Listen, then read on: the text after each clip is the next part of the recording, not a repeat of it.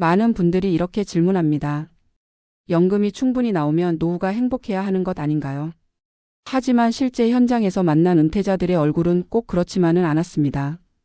생활비 걱정은 덜었지만 표정에서는 기운이 빠져 있었고 하루가 길다며 답답함을 호소했습니다. 그러다 전문가들이 공통적으로 지적한 이유가 있습니다. 바로 역할 상실입니다.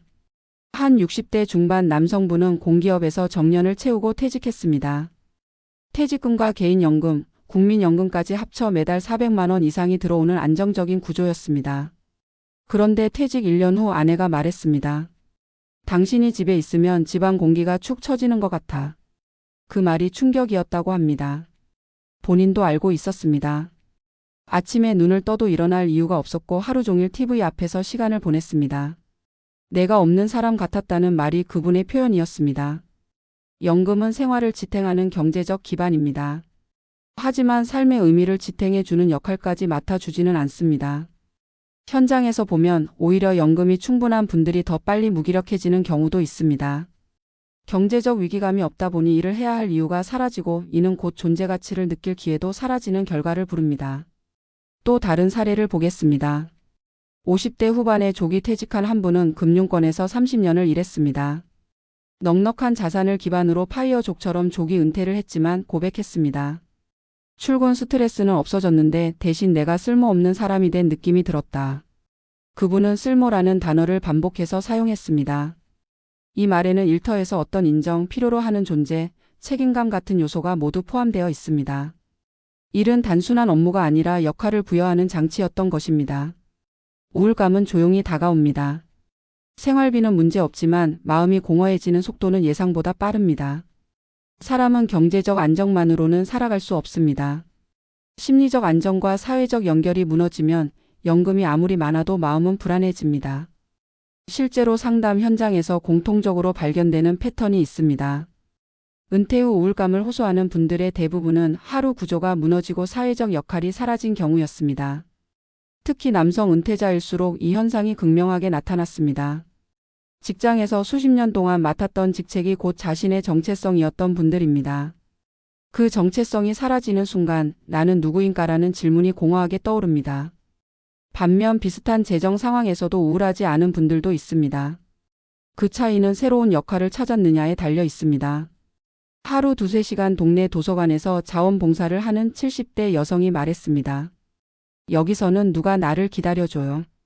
내가 오지 않으면 일이 꼬이니까요. 그 말 속에는 역할이 주는 힘이 담겨 있었습니다. 그 역할은 월급이 주는 힘보다 더 강력했습니다.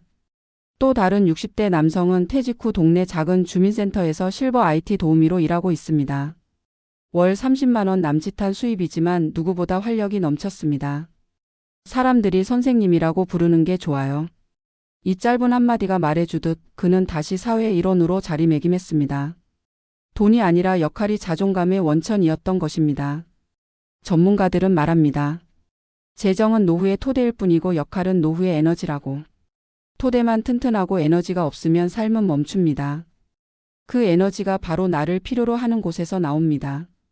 그래서 은퇴 후 가장 중요한 준비는 돈이 아니라 역할입니다. 작게라도 누군가에게 도움이 되는 일. 시간을 쓰는 이유가 되는 루틴. 사람들과의 연결을 회복하는 일. 이 세 가지가 갖춰지면 우울감은 크게 줄어듭니다. 마지막으로 한 은퇴자의 말을 전하고 싶습니다. 연금은 노후를 살게 해줬고 역할은 나를 살려줬다. 이 말이 오늘 영상의 핵심입니다. 당신의 연금이 충분하다면 이제 역할을 고민할 차례입니다. 당신이 필요한 곳을 찾는 순간 노후의 표정도 다시 살아납니다. 사람들은 종종 이렇게 말한다. 연금만 충분하면 노후는 걱정 없이 행복할 것이라고. 그러나 실제 상담 현장에서 만나는 은퇴자들의 표정은 이 예상과 다를 때가 많다. 통장에는 꾸준한 현금 흐름이 들어오지만 마음은 허전하고 하루는 길게만 느껴진다. 이는 단순한 심리적 흔들림이 아니라 은퇴 이후 급격하게 사라지는 사회적 역할의 붕괴가 만들어내는 구조적인 현상이다. 그리고 이 역할 상실이야말로 최근 노년기 우울증의 주요 원인으로 가장 강하게 지목되고 있다. 전문가들은 이를 정체성 공백이라고 표현하는데 평생 쌓아 올린 나의 역할과 존재감이 한순간에 사라지며 생기는 심리적 낙차를 말한다. 한 금융권 퇴직자의 사례는 이를 극명하게 보여준다.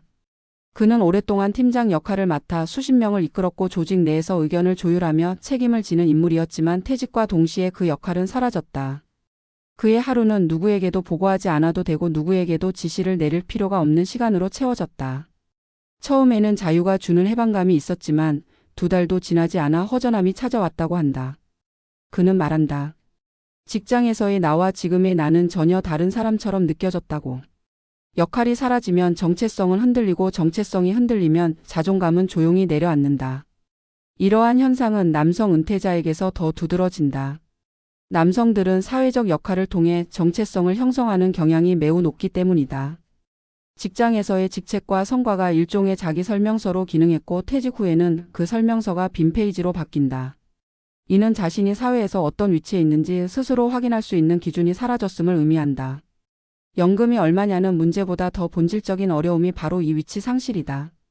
반면 여성 은퇴자들 중에는 가족 내 역할을 이미 오랜 기간 갖고 있던 경우가 많아 상대적으로 정체성 붕괴가 완만하게 나타나는 경향이 있다.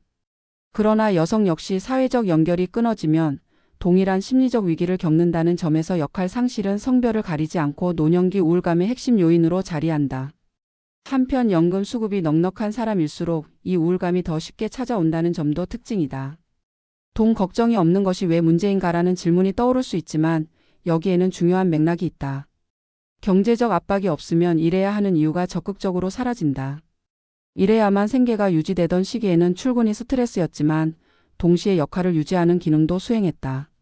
그러나 생활비가 충분히 해결되면 더 이상 일하지 않아도 되고 그러다 보니 누군가에게 기여하는 경험이나 사회적으로 필요한 존재라는 확인이 점차 줄어든다.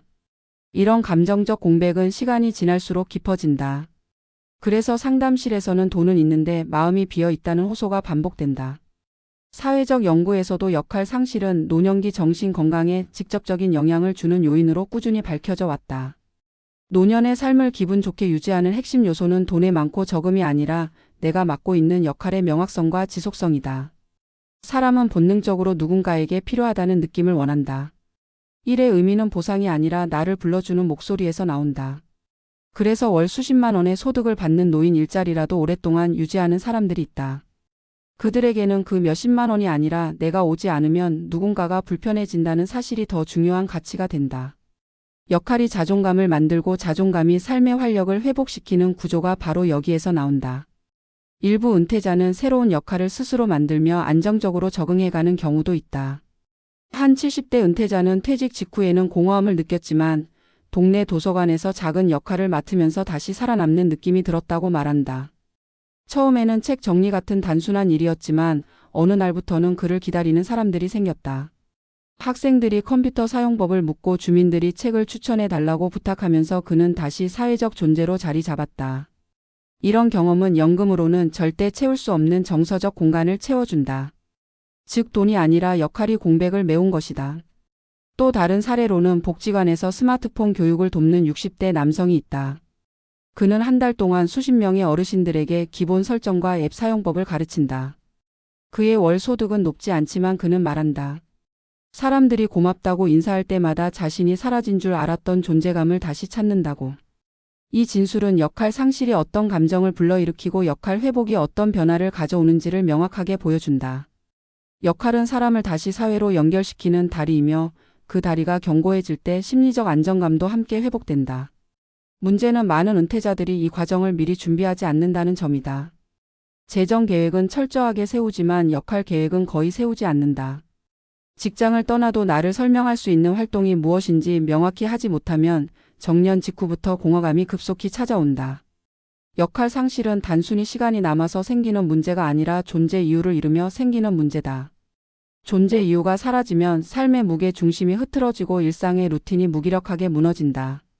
이런 상황이 길어지면 우울감은 깊어지고 생활 속 리듬은 더 흐트러져 결국 신체 건강에도 영향을 준다. 노년기 우울이 건강 문제로까지 번지는 이유가 바로 여기에 있다. 그렇다면 역할 상실을 막기 위해 무엇이 필요할까? 첫째는 내가 사회와 연결되는 통로를 하나라도 유지하는 것이다. 은퇴 이후에도 누군가와 함께 시간을 보내고 서로 도움을 주고받는 경험이 누적될수록 역할 상실의 속도는 느려진다. 둘째는 하루의 구조를 스스로 설계하는 것이다. 작은 일정이라도 직접 만들어가며 시간을 능동적으로 사용하는 것은 역할 회복의 출발점이 된다. 셋째는 단순한 노동이 아니라 의미 있는 활동을 찾는 것이다. 그 의미는 반드시 사회적 인정이 아니어도 된다. 나의 시간을 누군가가 필요로 하는 순간 역할은 이미 형성된다.